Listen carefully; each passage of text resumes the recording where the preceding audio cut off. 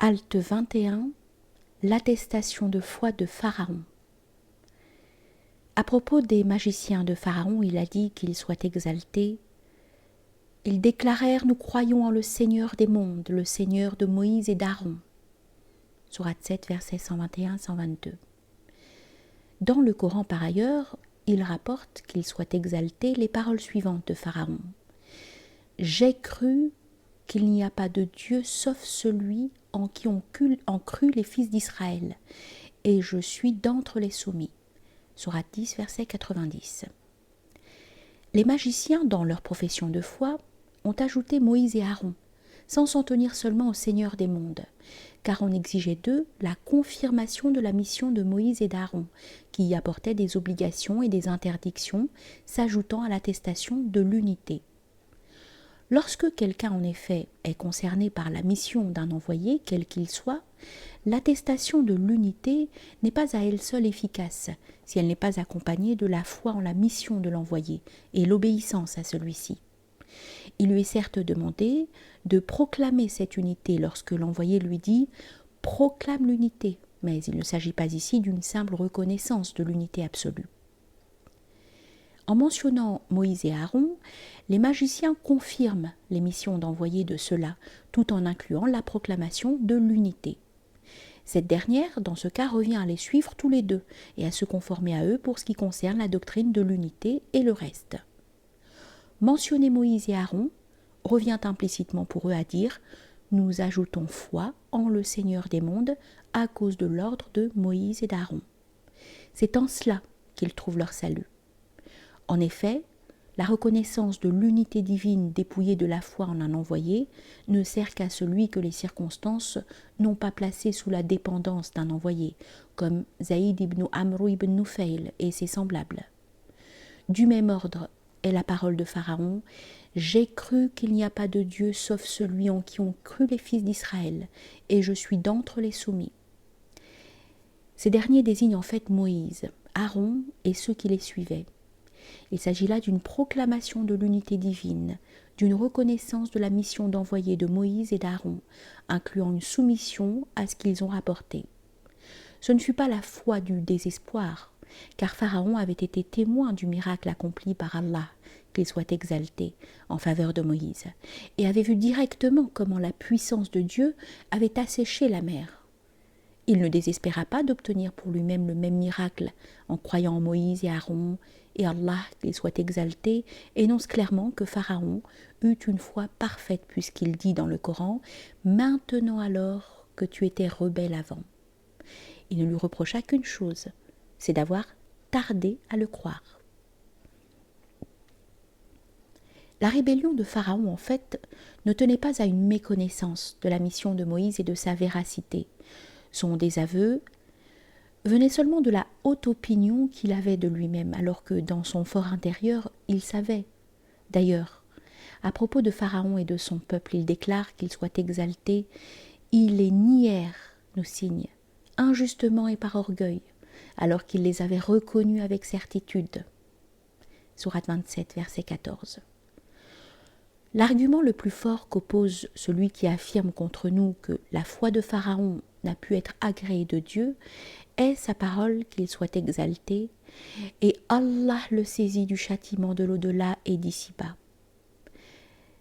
Sourate 79, verset 25. Mais ce verset m'a fait comprendre qu'il faut l'entendre de la manière suivante.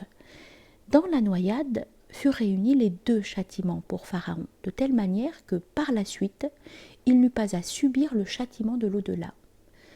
Cela me fut inspiré par projection directe. Notre maître Muhyiddin ibn Arabi a mentionné d'autres aspects de cette question. Pharaon n'en était pas à son dernier râle pendant lequel la foi n'est plus acceptée. Le dernier râle étant l'unique et ultime souffle expiré qui n'est plus suivi d'inspiration.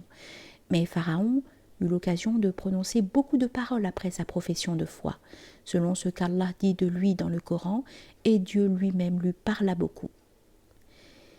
Si la foi du désespoir n'est pas acceptée, c'est uniquement lorsqu'elle a pour but d'éviter le châtiment d'ici-bas. Lorsqu'ils virent notre rigueur, ils dirent « Nous croyons en Allah, lui seul, et nous mécroyons en ce pourquoi nous étions associateurs. » Mais leur foi ne leur fut d'aucune utilité dès qu'ils virent notre rigueur. C'est la manière d'agir qu'Allah a toujours eue pour ses serviteurs, et les mécréants furent perdants là-bas. Sourate 40, versets 84 et 85. Exception est faite pour le peuple de Jonas, car lorsqu'ils crurent, Allah, qu'il soit exalté, détourna d'eux le châtiment d'ici-bas. Le verset se termine par « Les mécréants furent perdants là-bas ». Ou là-bas désigne une chose lointaine qui en réalité est le jour de la résurrection. Et les êtres humains concernés sont ceux qui sont morts mécréants et non ceux qui sont morts croyants. Éviter à ces derniers le châtiment d'ici-bas ne leur serait d'aucun profit, puisque Allah, qu'il soit exalté, a fait de cette épreuve un moyen de purification pour leur mécréance et leur obstination antérieure, comme c'est le cas pour l'application des peines légales en ce monde qui ne sont pas levées par le repentir. Le prophète, bien qu'il eût attesté du repentir d'un accusé qui était tel, dit-il, qu'il aurait pu être partagé efficacement par tous les prêcheurs de la terre, n'en appliqua pas moins la peine de la lapidation. Comment par ailleurs dire que la foi du désespoir n'est jamais acceptée lorsqu'on voit l'envoyé d'Allah, qu'Allah répande sur lui sa grâce unitive et sa paix? Quand on le voit payer le prix du sang pour les gens que tua Khalid ibn al-Walid, lorsque celui-ci arriva chez eux, ils se mirent à dire « Nous avons changé de religion. Nous avons changé de religion » au lieu de dire plus clairement « Nous sommes entrés en islam ». Le prophète, qu'Allah répande sur lui sa grâce unitive et sa paix, demanda à Oussama « L'as-tu tué après qu'il eut dit l'attestation ?» Oussama raconta « Il ne cessa de me répéter la question au point que je souhaitais ne pas avoir fait profession d'islam avant ce jour-là. » Quelqu'un demanda au prophète « Si un associateur, me rencontrant, m'avait frappé, coupé une main et ensuite attaché à un arbre, puis qu'il dise par la suite « Pas de Dieu sauf Allah, aurais-je le droit de le tuer ?» Le prophète, qu'Allah répande sur lui sa grâce unitive et sa paix, lui répondit « Si tu le tuais, tu serais au même niveau que lui avant qu'il atteste de l'unité divine. » Toutes ces traditions sont authentiques et si l'on prétend que la foi du désespoir n'est jamais acceptée, c'est que l'on n'a pas regardé cette question de près. Quiconque connaît Dieu connaît les siens et quiconque connaît Dieu par les hommes s'égare dans l'erreur à propos des choses importantes. Il se peut que quelqu'un, s'arrêtant à cette halte, se dise « Cette question ne me concerne en rien. Je ne l'ai mentionné que pour qu'il prenne conscience de l'ampleur de la miséricorde d'Allah, qu'il soit exalté, qu'il ne désespère pas, qu'il ne perde pas courage, qu'il pense du bien de Dieu, et Dieu sera selon ce qu'il pense de lui. »